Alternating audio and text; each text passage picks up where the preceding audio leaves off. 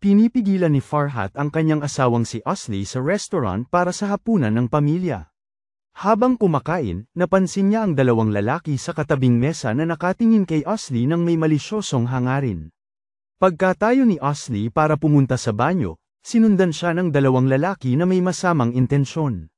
Sa loob ng banyo ng mga lalaki, pinag-usapan nila ang pagsunod kay Asli at pagkulong sa kanya sa bahay. Nag-alab ang galit ni Farhat. Sinuntok niya ang mga lalaking manyak, hanggang sa matakot at mapaamo ang mga ito. Dahil sa magandang soundproofing, wala namang kaalam-alam si Asli kung ang ginawa ng kanyang tahimik na asawa para sa kanya. Habang masayang-masaya ang pamilya, nakatanggap si Asli ng isang tawag sa telepono na tulad ng isang bomba.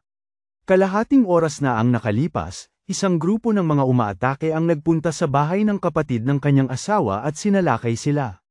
Tinanggap ni Yezet ang mga tama ng bala para sa kanyang asawa at anak gamit ang kanyang sariling katawan. Pagkarinig nito, dali-daling nagtungo sina Farhat at Asli sa pinangyarihan. Nang makarating sila, si Yezet ay nailipat na sa ospital para magamot. Ibinuhos ng asawa ni Yezet ang lahat ng kanyang galit at takot kay Farhat. Sinisigawan siya dahil siya'y isang banta at panganib sa iba. Sinampal din siya ng kanyang batang pamangkin at tinawag na masamang tao. Agad na nag-ipon ng mga luha sa mga mata ni Farhat. Ngunit wala siyang panahon para magdalamhati.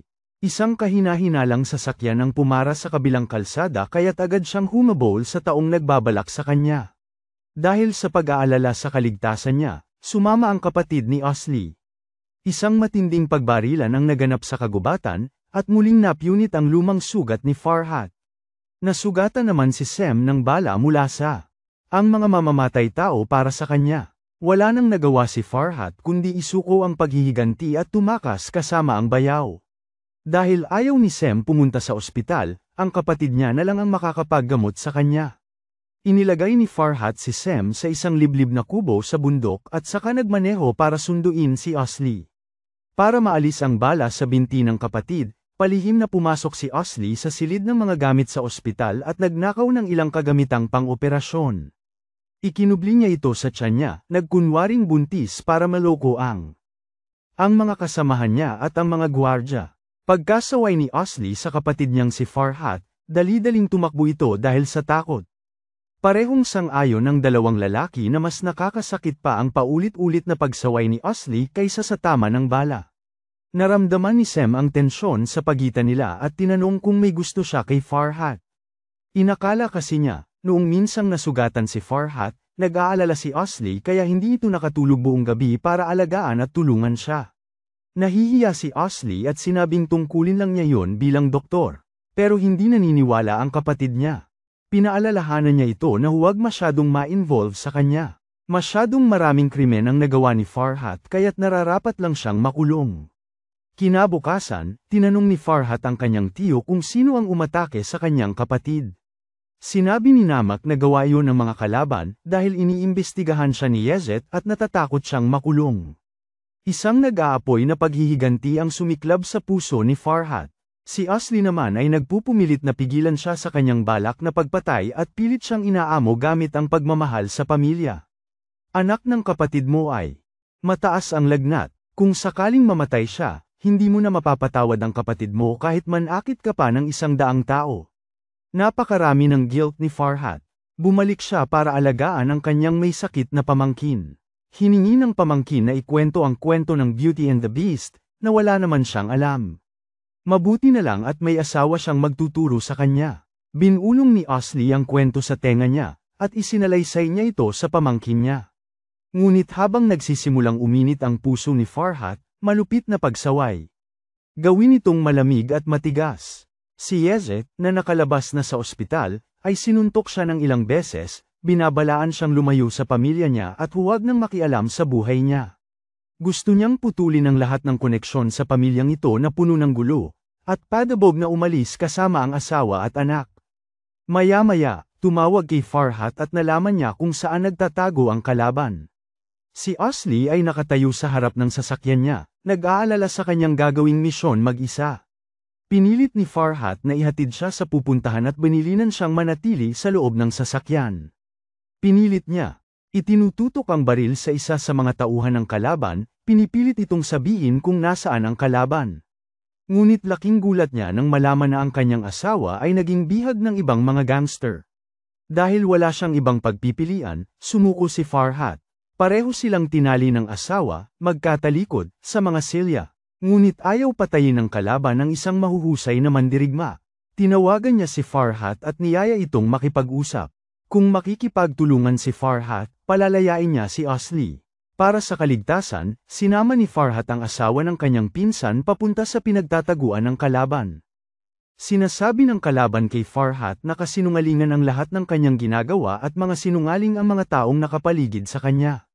Nanlalamig ang pawis ni Kuniti. Marami na kasi siyang pagtatraidor kay Farhat. Gusto ng kalaban na magtrabaho si Farhat para sa kanya, kaya sinusubukan niyang sirain ang pagkakaibigan nila ni Namek. Inaangkin nitong hindi naman talaga niya balak patayin si Farhat. Si Namek lang daw ang target ng kanyang paghihiganti, siya raw ang nag-alis ng mga bakal na harang para makatakas si Farhat sa nasusunog na gusali. Alam ni Namek ang lahat ng tangkang pagpatay, pero pinili na lang na manood.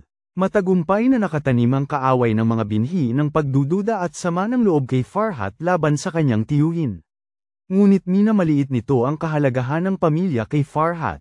Hindi mapapatawad ni Farhat ang pinsalang ginawa sa kanyang kapatid, asawa, hindi pinapansin ang lahat ng alok ng pakikipag-alyansa. Pinaputukan niya ang kanyang kaaway. Hindi alam ni Farhat, ni-record ni Kuniti ang ebidensya ng kanyang krimen sa kanyang telepono. Sa isang nakatagong sulok, nanunood si Abreu nang may pagkatakot matapos makalabas si Farhat. Teritoryo ng kaaway, sumulpot si Abreu mula sa dilim. Si Abreu pala ang nawawalang anak ng kaaway na nasawi noong lindol. Lubhang nasasaktan siya at iniutos sa mga tauhan ng kanyang ama na maghukay ng libingan at ilibing ito. Nangako siyang gag-antay kay Farhat, ngunit hindi pa kaya ni Abreu na makipaglaban kay Farhat sa ngayon. Kaya naman, magtatago muna siya sandali at gagamitin ang kapatid ni Asli laban kay Farhat. Gamit ang mapang-akit niyang asal at pang-aakit, ang kapatid ni Asli. Sobrang naaaliw ang kapatid na gusto na siyang pakasalan. Sa kabilang banda, nagtatalo ng husto sina nanay at Namek. Sinisisi ng babae ang unang pag-ibig niya dahil hindi nito nailigtas ang kanyang pangalawang anak. Kahit hindi mo tunay na anak si Yezet, si Farhat lang naman. Hindi mo sana dapat pinabayaan si Yezet nang nasa panganib siya. Ang sikreto ng pagsilang ni Farhat ay nabulgar kay Asli. Hindi na niya matiis na makita si Farhat na niloloko ng ganito. Haharapin niya ang kanyang biyenan. Isinisi siya sa pagiging makasarili. Ang pananahimik at ang kanyang pagtataksil ang dahilan ng sunod-sunod na pagdurusang dinanas ni Farhat. Nanangis si nanay kay Asli na huwag sabihin kay Farhat ang sikretong ito. Umiiyak pa rin si Farhat ngayon dahil namimiss niya ang kanyang amang ampon. Kapag nalaman niya na iba ang tunay niyang ama sa ama ng kanyang kapatid, mawawala sa kanya ang mga ito. Maaaring hindi niya mapatawad ang kanyang tito. At kung gayon, ang katotohanan ay mas masasaktan pa si Farhat kaysa sa kasinungalingan. Si Asli ay nasa malaking pagdududa. Dinala niya si Farhat sa puntod ng kanyang ama at ibinahagi ang nakaraan nila ng kanyang ama. Nang makita ang unang pagluha nito, napagtanto ni Asli na mahalaga pala sa kanya ang kanyang ama. Pagkatapos, nilapitan niya ang asawa ni Yezet para magtanong tungkol sa damdamin ni Yezet kay Farhat. Kahit mukhang galit si Yezet kay Farhat, nasa puso pala niya ang pagnanais sa pagmamahal ni Farhat. Hindi lang niya maintindihan kung bakit nasangkot si Farhat sa masamang gawain. Ngayon ay napagtanto ni Asli na ang sikretong ito ay makakasakit ng higit pa sa isa o dalawang tao. Dahil dito, itinago niya ito, labag sa kanyang konsensya. Ngunit, ang pagbisita ni Asli sa bahay ng Paiskal ay nagpangamba kay Namek. Kung isusumbong ni Asli ang kanilang krimen, tapos na sila. Kaya naman hiniling ni Namek kay Farhat na patayin kaagad si Asli. Pero mariin itong tinanggihan ni Farhat. Nasaksihan ni Asli ang kanilang pag-uusap. Sinigawan niya si Namek na sinasabing siya ang pinagmula ng lahat ng kasamaan. Hindi masamang palatandaan si Farhat. Biktima siya, nabubuhay siya. Sa isang malaking kasinungalingan, nagdurusa ng matindi sa loob ng maraming taon. Agad na napagtanto ni Namek na alam niya ang malaking sikreto. Isang matinding galit ang sumapi sa kanya. Kinabukasan, nagreklamo si Namak kay Farhat na puro problema lang si Ashley. Kung gusto mong maprotektahan ang iyong pamilya, alisin mo na si Ashley sa lalong madaling panahon. Para maprotektahan ang kanyang asawa, ihatid ni Farhat si Ashley sa paliparan, na balak siyang bigyan ng kalayaan. Nagsinungaling siya ng todo, na sinasabi niyang pagod na siya sa paulit-ulit na reklamo nito, at sinabihan si Ashley na umalis na hanggat maaari. Wasak ang puso ni Ashley. Doon niya lamang napagtanto na ang gusto niya ay makasama siya. Ngunit masyadong mapagmataas siya para unang sumuko. Bago pumasok si Ashley sa terminal, umalis na si Farhat.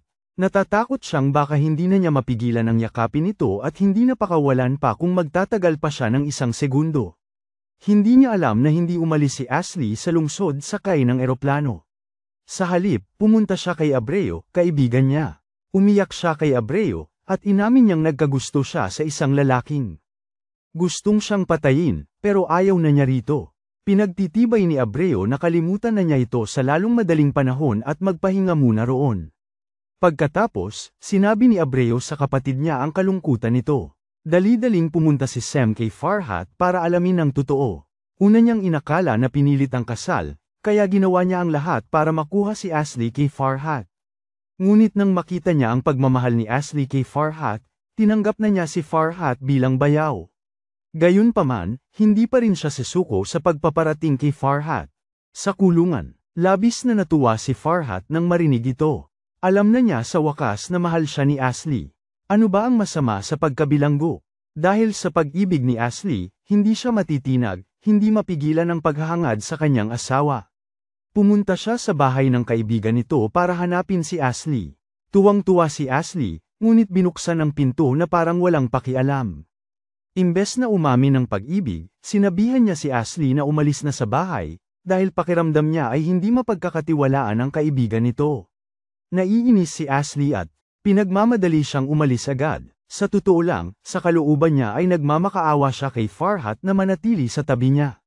Ngunit, wala ni kaunting pagkaunawa si Farhat sa tunay na damdamin ng babae. Akala niya ay pagwawalang bahala ang ginawa nito, kaya umalis na siya. 2 taong nagmamahalan ang dumaranas ng masakit na paghihiwalay, dahil lang sa ayaw nilang itigil ang pagkukunwari nilang matapang. Maya-maya, inayos na ni Ashley ang sarili at nagpas siyang pumasok sa trabaho. Minamaneho niya ang sasakyan ng kaibigan niya papunta sa ospital. Bigla na lang may batang lalaking lumabas sa likod na upuan na may baril, at pinagbantaan si Ashley na buong lakas na apakan ang gas pedal. Sakto namang dumaan ang asawa niya. Nagmadali si Abreu para sabihin sa kanya na dinukot si Ashley. Pinaandar ni Farhat ng mabilis ang sasakyan at hinabol sila, pero sa isang kanto, hinaranggan ng isang malaking truck si Farhat. Kailangan niyang lumiko at ituloy ang paghabol. Ginamit ng bata ang pagkakataon para pagbantaan si Ashley na ipasok ang sasakyan sa isang kagubatan. Pinapaluhod niya ito, sigaw ng sigaw na gagantihan niya ang kanyang ama. Kaya naman huwag mag-atubiling magkomento at ibahagi ang inyong mga saloobin. Huwag kalimutang mag-like at mag-subscribe sa aming channel.